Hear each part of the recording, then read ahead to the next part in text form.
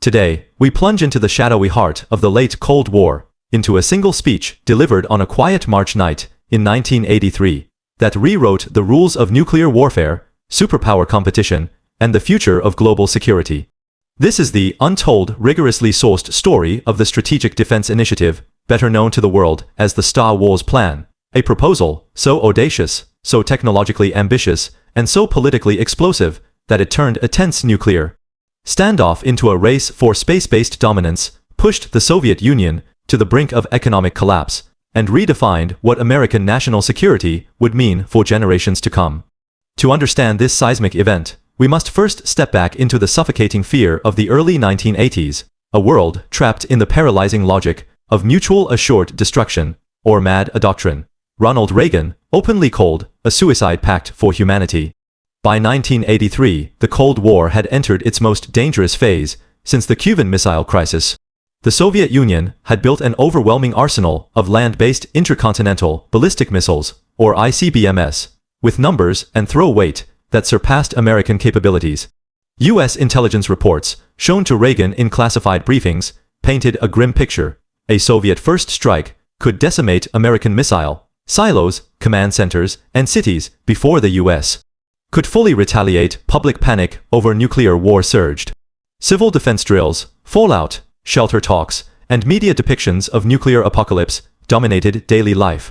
Reagan, a staunch anti-communist who had labeled the Soviet Union the evil empire, just 3 weeks before his fateful speech, refused to accept a future where America's survival depended on threatening to kill tens of millions of innocent people. The spark for SDI came months earlier, during Reagan's visit to Cheyenne Mountain, the top-secret NORAD command center buried deep inside a Colorado mountain. There, he asked General James Hill how the U.S. could stop a Soviet nuclear missile. The general's answer was brutal. They could track it, but they could not destroy it mid-flight. A stunned Reagan replied, "There has to be something better than this." That quiet exchange planted a seed. Back in Washington, Reagan turned to his scientific and military advisors, including Edward Teller, the father of the hydrogen bomb, who championed futuristic directed energy weapons that could neutralize incoming missiles from space.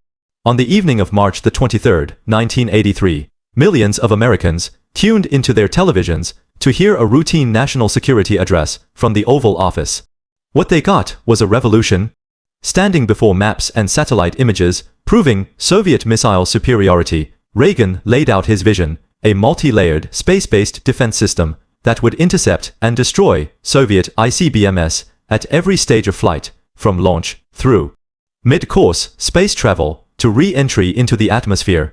He called on America's top scientists to turn their great talents to ending the nuclear threat forever, framing SDI not as an act of aggression, but as a quest for peace. The official name was the Strategic Defense Initiative, but critics, led by Senator Ted Kennedy, immediately mocked it as Star Wars, after the blockbuster sci-fi film, dismissing it as a fantasy unmoored from real-world technology. Let us break down exactly what SDI promised in meticulous, historically accurate detail.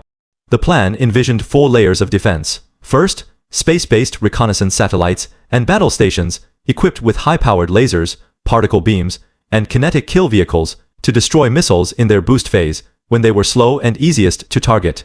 Second, air and ground-based laser systems to take out warheads that slipped through the first layer.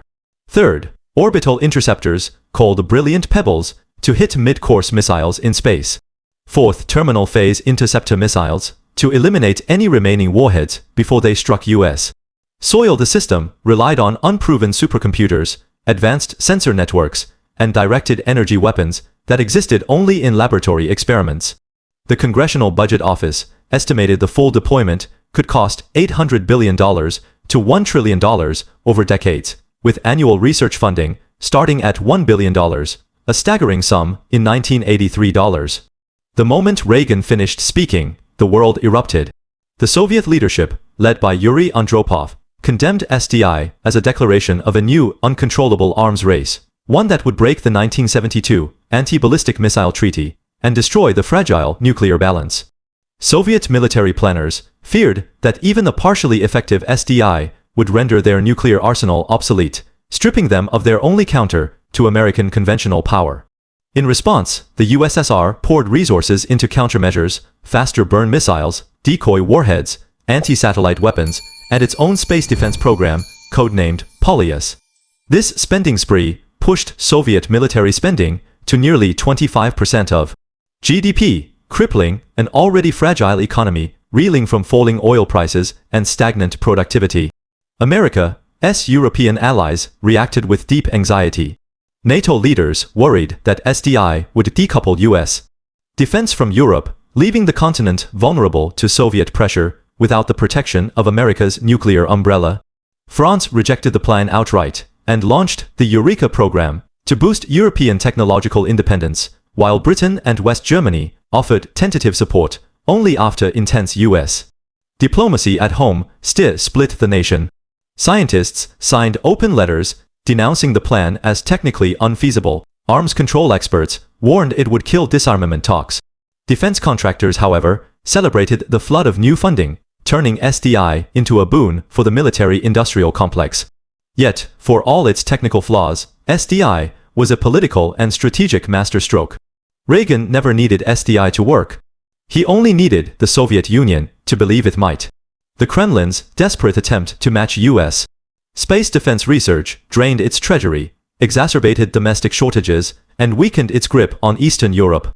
By the late 1980s, Mikhail Gorbachev's reformist government could no longer sustain the arms race, leading to sweeping nuclear disarmament talks and the eventual collapse of the Soviet Union in 1991. At the 1986 Reykjavik summit, Gorbachev tried to link all nuclear disarmament to the cancellation of SDI, but Reagan refused to compromise, refusing to trade what he saw as a defensive shield for any political gain. While the full Star Wars system was never built, its legacy is etched into modern military strategy. In 1993, the Clinton administration formally ended SDI, replacing it with the Theater Missile Defense (TMD) and National Missile Defense (NMD) systems, which directly inherited SDI's core technologies, laser targeting satellite sensors, and multi-layered interception. Today, THAAD, Aegis, and Space Development Agency programs all trace their roots to Reagan's 1983 speech. SDI also accelerated breakthroughs in computing satellite communication and aerospace engineering technologies that spilled into the civilian sector, fueling the rise of Silicon Valley and the digital age. What makes the Star Wars plan such a pivotal moment in American history is not its technical success or failure, but its revelation of how grand strategic vision can reshape the world even when rooted in unproven ideas. Reagan took a nation paralyzed by nuclear fear and gave it a vision of victory without mutually assured destruction. He challenged a superpower with an economic weapon disguised as a defense project, and in doing so, he turned the tide of the Cold War. Historians still debate whether SDI was a brilliant bluff or a genuine attempt at technological transcendence. But one fact is unassailable. That March night, in 1983, one speech changed the course of the 20th century.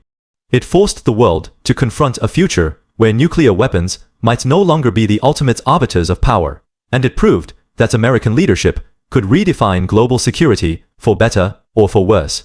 The Star Wars plan remains a case study in audacity, fear, and the unyielding pursuit of security in a dangerous world. It is a story of political courage, scientific ambition, and the hidden calculations that define great power rivalry. And it reminds us that the most transformative moments in history often begin not with a battle, but with a single, bold vision spoken into a television camera on a quiet night that shook the world to its core. If you enjoyed this deep dive into American history, hit like, drop a comment, and subscribe for more epic history. See you next time.